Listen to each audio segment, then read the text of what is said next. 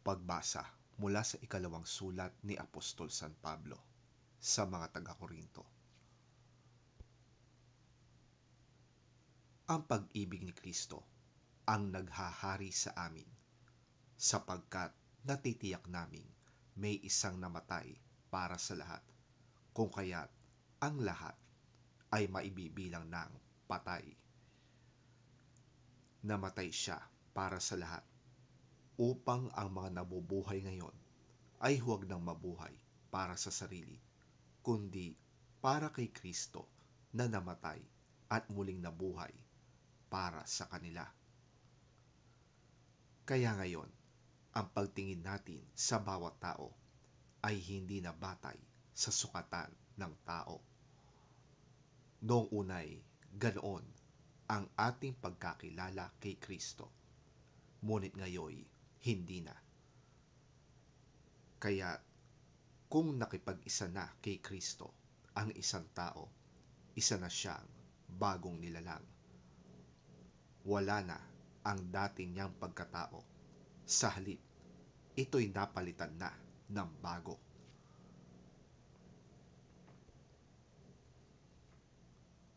Ang Diyos ang gumawa ng lahat ng ito.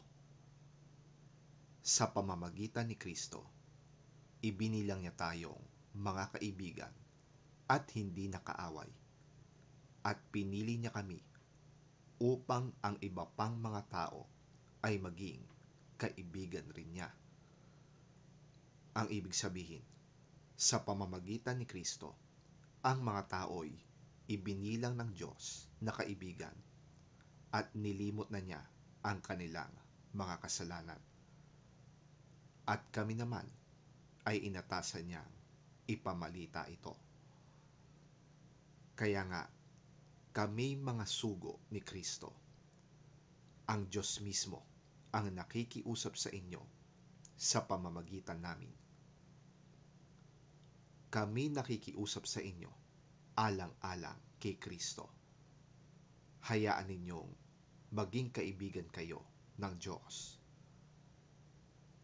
Hindi nagkasala si Kristo, ngunit dahil sa atin, siya'y itinuring na makasalanan upang sa pamamagitan niya ay maging matuwid tayo sa harap ng Diyos.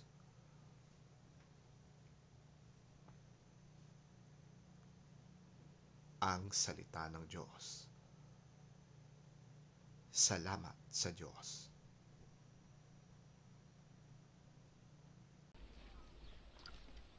Again, you have heard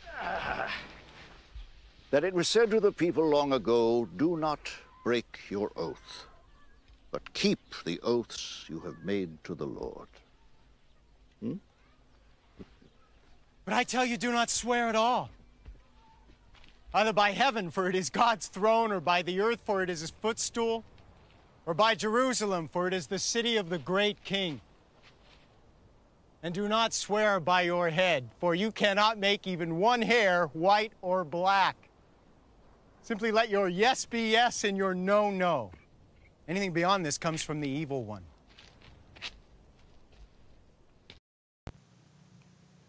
Ang mabuting balita ng Panginoon ayon kay San Mateo. Papuri sa iyo, Panginoon.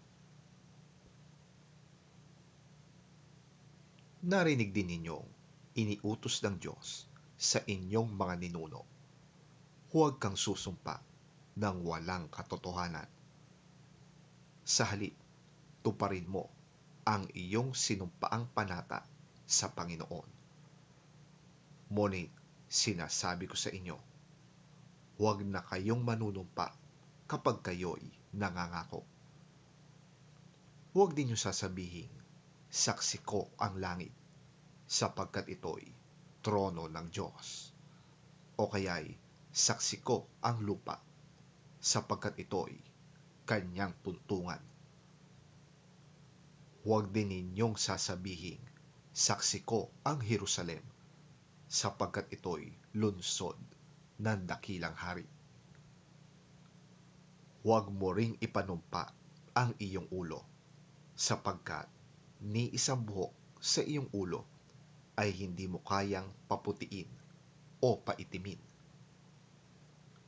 Sabihin mo na lang na oo kung oo at hindi kung hindi, sapagkat ang anumang sumpang idaragdag dito ay buhat na sa masama.